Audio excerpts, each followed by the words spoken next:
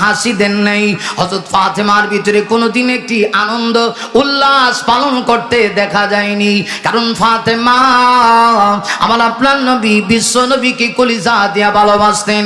লক্ষ্য করে দেখুন, আল্লাহর নবী বিশ্ব নবী রাহমাতুল লিল আলামিন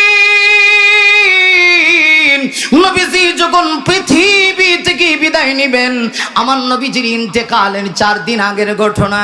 আল্লাহর নবী বিশ্ব নবী রাহমাতুল লিল আলামিনের গায়ে প্রচন্ড জ্বর, এত পরিমাণ জ্বর, জ্বরের কারণে রাহমাতুল লিল আলামিন মাথা উঠাতে পারেন না। রাসূলের পিঠ মোবারক বিছানার সঙ্গে লেগে গেছে। আমার নবীজির বুকের ভিতরে প্রচন্ড ব্যথা, প্রচন্ড আঘাত, নবীজি যেন বিছানা থেকে মাথা উঠাতে পারেন না। সাহাবায়ে কেরাম চতুর্দিকে আল্লাহর নবীজির ঘর ঘেরাও করে রেখেছে। সাহাবীরা চিন্তা করে কখন জানি নবী দুনিয়া থেকে বিদায় নিয়ে যায়।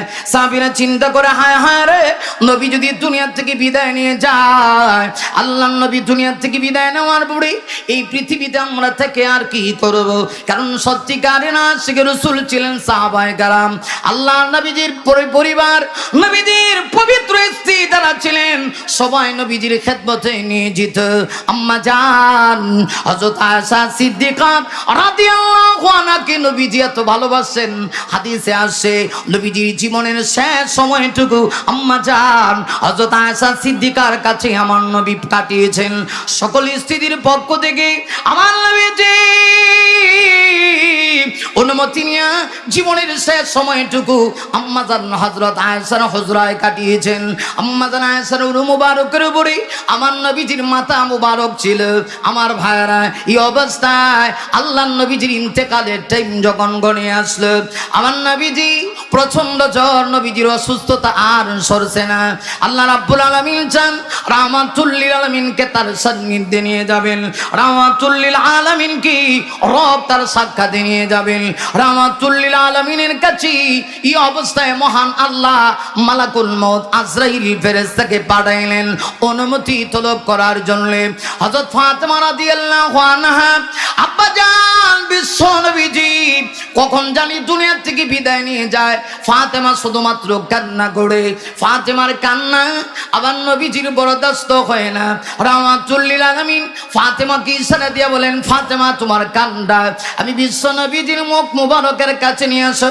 রাসূলের আমি বিশ্ব নবীজির মুখ মুবারকের কাছে তোমার কান্না নিয়ে আসো। হযরত ফাতেমা বলেন, আমি এই মুহূর্তে আমার কান্না আমার আব্বা জান রাহমাতুল লিল আলামিনের কাছে নিলাম। নবীজি ফিস ফিস করে বলতেছেন, ফাতেমা রে তুমি কান্না করো না, তোমার কান্না আমার ভীষণ কষ্ট হয়।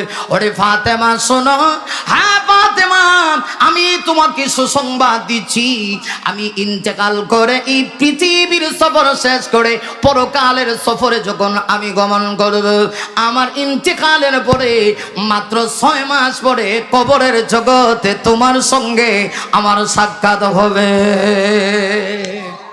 জুড়ে আওয়াজ করে বলি সুবহানাল্লাহ।